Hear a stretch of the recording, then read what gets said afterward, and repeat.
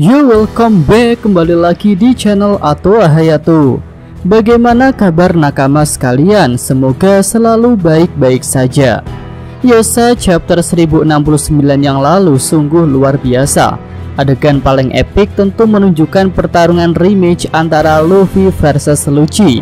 Selain itu ada beberapa hal menarik yang sudah terungkap, yaitu tentang asal-muasal Devil Fruits yang ternyata bermula dari keinginan manusia yang aneh-aneh.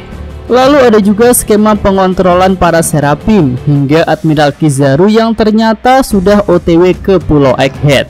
Nah, pada video ini Mimin akan memberikan analisis chapter tentang poin-poin menarik yang ada di chapter 1069.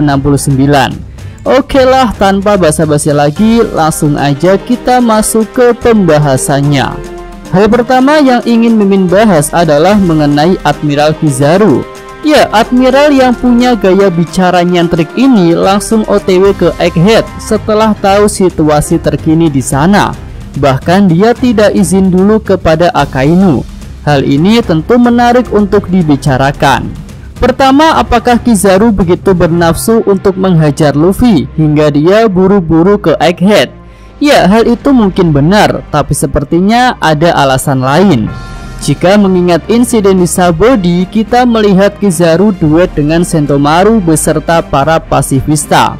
Lalu di chapter 1069 terungkap bahwa Sentomaru punya hutang budi kepada Vegapunk. Ilmuwan itu telah menolong Sentomaru di masa lalu ketika Sentomaru tidak punya apa-apa. Nah, jika fakta yang sudah terungkap seperti itu, maka mungkinkah jika Kizaru juga punya hutang budi dengan Vegapunk di masa lalu? Mengingat pengguna buah pika-pika itu juga pernah membantu Vegapunk dalam penelitiannya, yaitu memberikan kekuatan lasernya untuk dijadikan senjata pasifista dan juga Seraphim. Jadi alasan lain Kizaru buru-buru ke Egghead mungkin ingin mengamankan Vegapunk dari para CP0. Tapi jika skemanya seperti itu, jelas akan membuat Kizaru menjadi pembelot seperti Sentomaru yang akhirnya memilih untuk melawan CP0 karena hutang budinya kepada Vegapunk. Ya, mari kita nantikan saja skema apa yang akan muncul. Lalu ada hal yang masih mengganjal di pikiran Mimin, yaitu bagaimana cara Kizaru sampai ke Egghead tepat waktu. Tentu dia tidak akan menggunakan kapal biasa seperti para CP0, karena menurut Kaku mereka menempuh perjalanan yang jauh untuk ke Egghead. Jadi sepertinya Kizaru akan diperlihatkan punya suatu alat khusus untuk berpindah dengan cepat, yang mungkin saja itu bisa berkaitan dengan kemampuan buah pika-pikanya. Nah, selain akan punya dampak langsung terhadap Egghead, kepergian Kizaru dari markas pusat akan jadi peluang emas bagi Revo Army untuk bergerak ke Mariejoa. Seperti yang Mimin katakan pada video review yang lalu, bahwa saat ini mungkin hanya tinggal dua admiral saja yang berada di markas besar, yaitu Akainu dan Kizaru. Untuk Green Bull belum diperlihatkan kembali ke markas setelah dari Wano, dan untuk Fujitora belum diizinkan kembali pulang. Nah, dengan perginya Kizaru, maka markas besar Angkatan Laut hanya menyisakan Akainu saja.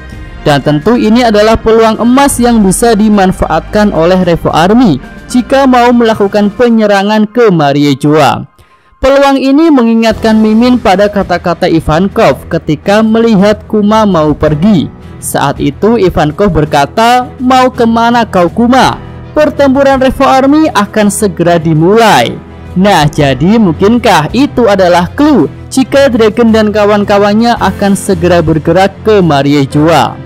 Ya, tentu hal ini menarik untuk dinantikan, dan jika hal itu terjadi, maka mungkin saja akan terjadi suatu pertarungan yang epik antara orang paling dicari maki di Dragon bertarung melawan Fleet Admiral Akainu.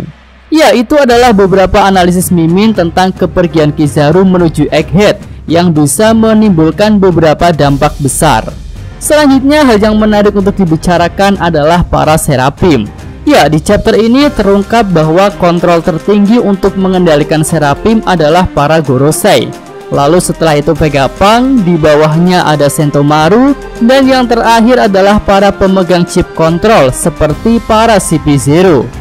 Dari penjelasan ini seharusnya para Gorosei punya otoritas tertinggi untuk memerintah para Seraphim, dan mungkin itu juga berlaku pada para pasifista. Tapi di chapter ini Akainu terlihat punya kekhawatiran. Jika Vegapunk bekerja sama dengan Yonko Topi Jerami, maka armada tempur angkatan laut akan berkurang.